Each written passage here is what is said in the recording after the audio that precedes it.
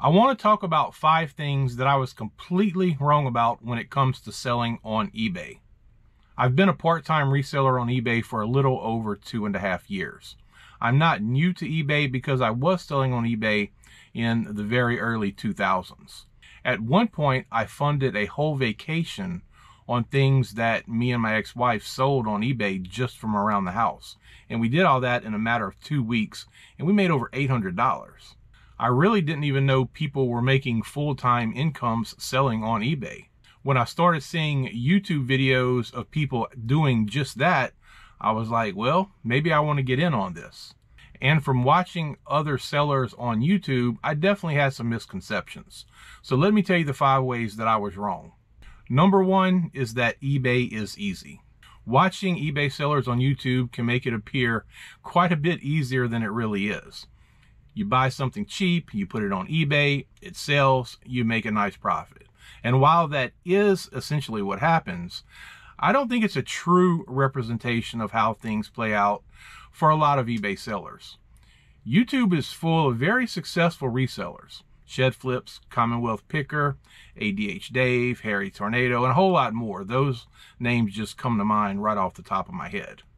If you watch those channels, you'll see them sell hundreds of dollars per day of items, mostly on eBay, but on some other platforms also. And if someone who was thinking about starting to resell, and that was me, were to only watch those channels, I think they might not be getting the full picture of what reselling is really like for many resellers. Harry Tornado made a video warning people about just how hard it really is to become a full-time reseller. Selling part-time where the income is extra money is a whole different ball game. But when you're trying to make enough money to live on and pay your bills, it's not quite as easy as it seems. Number 2, that anything will sell on eBay. I do think that just about anything that you are able to list on eBay will sell, given enough time.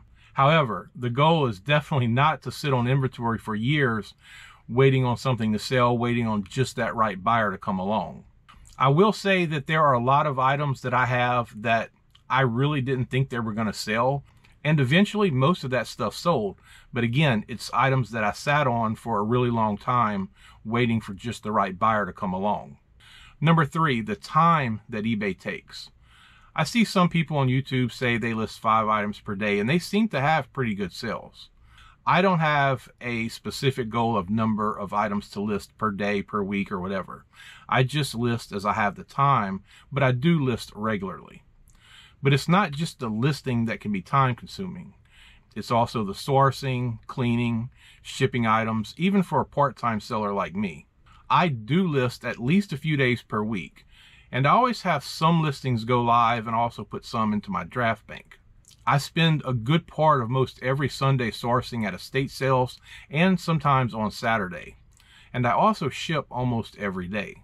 I think a rough estimate of my total amount of time per week related to reselling is probably around 15 to 18 hours. And out of those 15 to 18 hours, about 4 to 5 hours is spent sourcing. But collectively, that's somewhere between a third to maybe half of a full-time job. And when you have a lot of other things going on also, it can be really hard to fit enough time to make eBay worthwhile in. Number 4, and this is a big one, the space needed for eBay. It's mainly for inventory, but also room for shipping orders and shipping supply storage. My house is completely overrun with eBay inventory. Obviously, I knew inventory would take up a good bit of room, but I really didn't have an idea of just how much room that it would take up. I kind of thought I was the only person who just had eBay all over their house, but after watching some other resellers, it does make me feel a little better that at least I'm not the only one. Number 5 is scalability, and this one I was very, very wrong about. Having more listings does not mean making more money. Just a little over a year ago, I was keeping between 500 and 550 listings. And I was thinking that if I could double the amount of listings I had, I could theoretically sell double the amount of items. At that time, I was selling probably 3 to 6 items per day or somewhere around that. And I was doing that very consistently. So if I doubled my inventory, I should be able to sell 6 to 12 items per day. Yeah, but no, that didn't happen. I've been at nearly double those inventory numbers for quite some time. I typically have between 900 and 950 items listed. And I definitely have not doubled the amount I sell. So scaling has not worked quite the way I expected it to. But it seems that scaling works a little bit differently when reselling on a platform like eBay than it does if you had a brick and mortar business or maybe a service business. With those traditional businesses, you have the ability to increase things. Like if you had a brick and mortar store, you could increase your inventory, your store size, your work staff. If you had a service business, you can increase your service area or whatever metrics apply to the business you have. But you also have the ability to increase your marketing and your advertising with a traditional business to bring in more customers and to grow that business and get more sales. With eBay, you don't have the ability to market beyond what eBay is already doing. Yes, you can promote your listings, but that's not quite the same as the way a traditional company is going to market and advertise. And that's a hurdle that I think is unique to businesses like reselling that we just don't have a lot of control over. Even if we put up 10,000 or 50,000 items, it's hard to market those. There are certain ways to work around that. You could have your own website that showcases your items where you could purchase them directly from the website, or your website could point to eBay. You could advertise them on Facebook. So I'm not saying that there is no way to do additional marketing for items you have listed for sale on eBay, but it is a different business model than traditional brick and mortar or service businesses. Today is Thursday. I've got 6 orders going out for a total of $192.06. With sales like that, I almost feel like a real eBayer. The first thing going out is a 2-pack of cardio fitness jump ropes. These sold for $6.47 plus shipping. These came from the bin store. I bought probably about 20 of these. They were only 50 cents. So in the terms of cost of goods, you know, they're not a bad buy. However, I've had these for probably about a year now, and these are the first ones to sell. Next is a Honda engines cap. This sold for $14.95. It's pre-owned. I got this from $5 fill-a-bag at an estate sale. I bought a whole bunch of caps. I think I got all of them listed finally. It's not new. It's been used, but it's still in really good shape. So I don't have hardly anything into the cap. Next is a Dymo label maker. This has been listed for a really long time, and it ended up selling for $17. I took a best offer. It was listed for $23 and some change. So with shipping, it was going to be hitting around $30, and that's what they go for on Amazon. Now, we all know that it's really hard to get Amazon prices on eBay, so the buyer sent me an offer of $15. I countered the offer with $20. He recountered with $17, and I accepted. This was a little bit of retail arbitrage. I bought this on clearance at Walmart, but if I remember correctly, I think it was under $5. Next is a cookbook, Plum Pretty Cooks for Arkansas Children's Hospital. I bought this one because it was really cheap. I think I might have only paid $1 for this one, but I can't remember for sure, because usually I only try to buy regional cookbooks for South Louisiana, but if they're cheap enough, I'll buy other ones, and obviously this one was decent enough to sell for $11.74 plus shipping. But I doubt that I have more than $1 or maybe $1.50 into it. Next is some triquetra L-methylfolate. I picked these up from the bin store. I actually did make a very short bin store trip probably about 3 weeks ago. I was there for maybe 30 minutes, and I think I bought like 4 items. It wasn't very much. It was on a Sunday after some estate sales. Me and Kim went by, and we figured we were in the area, so we would stop by for a few minutes. Neither one of us bought very much, but I picked these up, so I do have $4 into these, and they sold for $21.95 plus shipping. And the last item that sold is a VKB T-Rudder Mark IV flight pedals. I picked this up at an estate sale. Nobody knew what it was. There happened to be a guy there who said that they were like for a flight simulator. The lady at the estate sale didn't really know how to price this, and she said $20. I kind of balked at the price, and we settled oddly enough on $13. But this was a pretty good buy. It ended up selling for $119.95 plus shipping. I actually listed this last night. I listed items until about 9:30. And as a matter of fact, this was the last item that I had listed before I left to go to work, because I do have to work on Wednesday nights. So after I listed, I left the house and I was on my way to the job, and I got the cha-ching that this had sold. So it sold literally in probably about 20 minutes. The account that I was going to work at is a commercial account, and I've mentioned before that I've gotten tons and tons of boxes from there. They saved their boxes for me. They've probably saved me hundreds of dollars over the last couple years because of me reusing the boxes that they're just going to throw away anyway. Well, it just so happened that last night they got a new Dell computer, and that box the computer came in was going to be destined for the dumpster unless I needed it. Well, it's going to work out well because I am going to have to trim it down, but it's going to be perfect for these flight pedals. Today is Friday. I've got 5 orders going out for a total of $103. First is a vintage Japanese rice or ramen bowl, and this is the second one that I found at an estate sale. The first one that I bought, kind of wanted to keep it. I'm like, well, I'm going to list it a little bit higher than what I expect to get for it, and it ended up falling under a 20% off sale that I had, and a buyer bought it.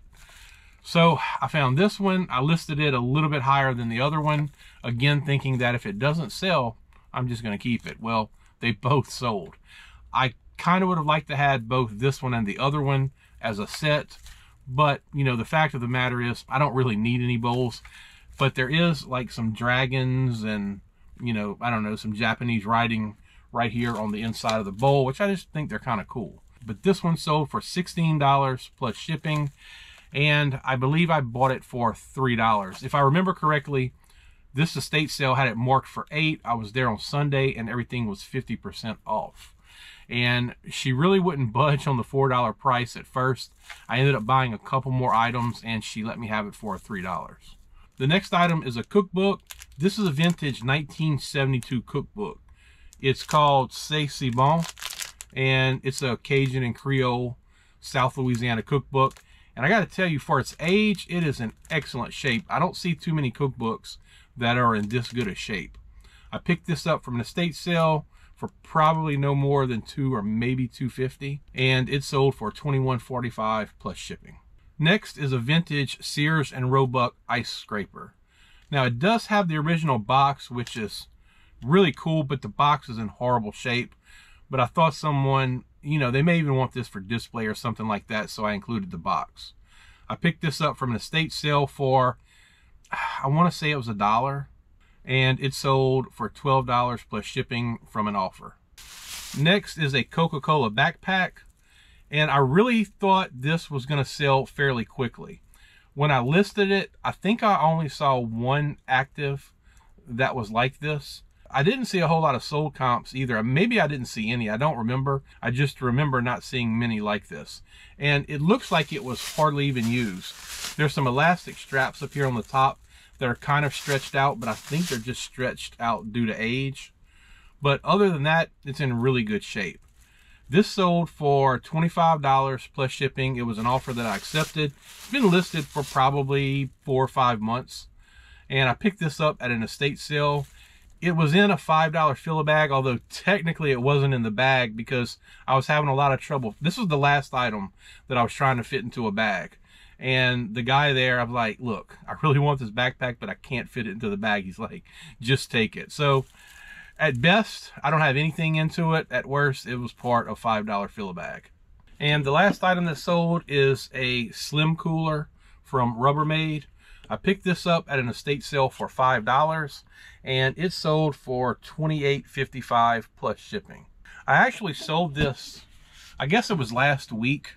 A buyer had bought it, and right after they bought it, they asked me to cancel the order because they said the shipping was too high, even though I'm pretty sure that they could see the shipping before they purchased it, and they didn't notice that it didn't have the strap that goes with it. There is supposed to be some clips that go on each side and a strap that comes with it, which was not included with the ice chest when I bought it. But I did have that in the title of the listing, and I even had it in capital letters. But you know, oftentimes buyers don't see the things we put in listings. So I canceled that, and it actually sold for a little bit more than what that buyer had purchased it for. Looking at the comps on these ice chests, I think there is a little bit of demand for them, because from what I can tell, they don't make these anymore. And they are super thin. I mean, they could fit in a lot of places that other coolers and ice chests are not going to fit. I doubt that I'll do any more filming until Monday, because hopefully over the weekend I'll have some good orders to show you. My friend Kim is off on a cruise, and typically we go sourcing together. So the good thing is this weekend I will have pick of everything. There will be no more competing between me and her for some of the same items. We don't compete on everything. She kind of goes for certain things and I kind of go for certain things, but there are other items that we both look for that overlap. And I've said this before, it's a friendly competition. We don't get mad at each other. As a matter of fact, sometimes we actually say, hey, why don't you look at this or look at that? We were at an estate sale a couple weeks ago, and there were some really nice trench coats. And I said, you really ought to look at those, because I think those are going to have some value. And the thing is, I just don't like fooling with clothes. If I went to an estate sale or a garage sale and I saw Levi's for $1 or $2, I'm going to pick them up.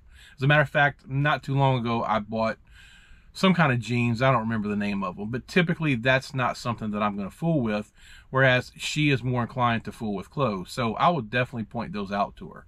But in the end, it's always a friendly competition. However, every now and then I have a little bit of jealousy of something that she picked. I'm like, man, I wish I would have gotten that. But we actually support each other. If either one of us were to run out of 4x6 thermal labels, poly mailers, bubble mailers, or anything like that, so I do think it's advantageous to have friendly competitors. So that's going to do it for this video. If you enjoyed it, please give it a thumbs up and consider subscribing to the channel. As always, I appreciate you watching, and I'll see you in the next video.